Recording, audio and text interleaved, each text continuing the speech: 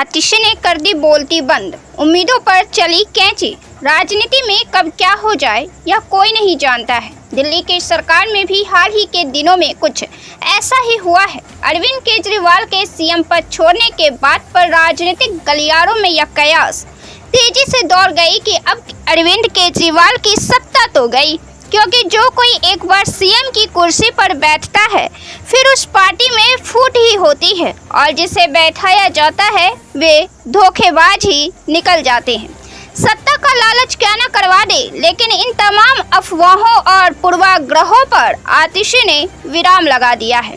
आतिशी ने दिल्ली में सीएम की कुर्सी जिस अंदाज से ग्रहण की है वह काबिले तारीफ है। आतिशी ने साबित कर दिया कि एक महिला पुरुष के मुकाबले अधिक चतुरता से राजनीति की कमान संभालती है। दिल्ली की सरकार के पहले झारखंड चुनाव में भी भाजपा और हेमंत सोरेन के बीच हुए राजनीतिक विरोधाभास के बीच एक और विरोध उनके ही पार्टी से उभरा, जो चंपई सोरेन बनकर सामने आ गए।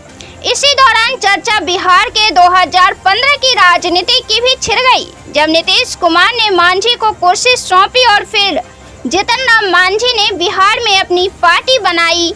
राजनीति में वे उठते गए और नीतीश कुमार से आर पार की लड़ाई लड़ते हुए आज केंद्र सरकार में मंत्री हैं और पीएम मोदी के सरकार बनाए जाने में समर्थक हैं। भाजपा पार्टी को लेकर यह भी चर्चाओं का बाजार गर्म रहा है कि वे पार्टियों में इस तरह ही विभेद डालते हैं। अभी की राजनीति में यह चर्चा हरियाणा विधानसभा चुनाव में भी गर्म है, जब भूपेंद्र हुड्डा और शैलजा के बीच विभेद है। ऐसे में भाजपा पार्टी कांग्रेस पार्टी में हस्तक्षेप करते हुए शैलजा को सीएम बनाए जाने की बात तो कह ही रही है और शैलजा के बहाने कांग्रेस को दलित विरोधी कहकर हरियाणा चुनाव के दलित वोटर्स को भी साधने का प्रयास कर रही है, क्योंकि जाट वोटर्स तो भाजपा के विरोधी हैं ही। ऐसे में वे शैलजा को अपने पाले में करने का प्लान भी रखे हैं, क्योंकि शैलजा के माध्यम से 10 से 15 सीटें भाजपा को मिल सकती है। 90 विधानसभा में 15 विधायक मिलना भाजपा को सरकार बनाने में बड़ा योगदान दे सकती है। खैर, बात हम कर रहे थे आतिशी की। अरविंद केजरीवाल ने आतिशी को सीएम बनाकर विरोधियों को कड़ा जवाब दे दिया है। आतिशी सीएम का पद संभालते हुए राम राज्य की झलक दिखाना शुरू कर चुकी है। सीएम की घोषणा के बाद वे कहने लगी कि मुझे कोई बधाई ना दे, मैं खुश जितना हूँ उससे अधिक दुखी हूँ, कोई मुझे माला न पहनाए।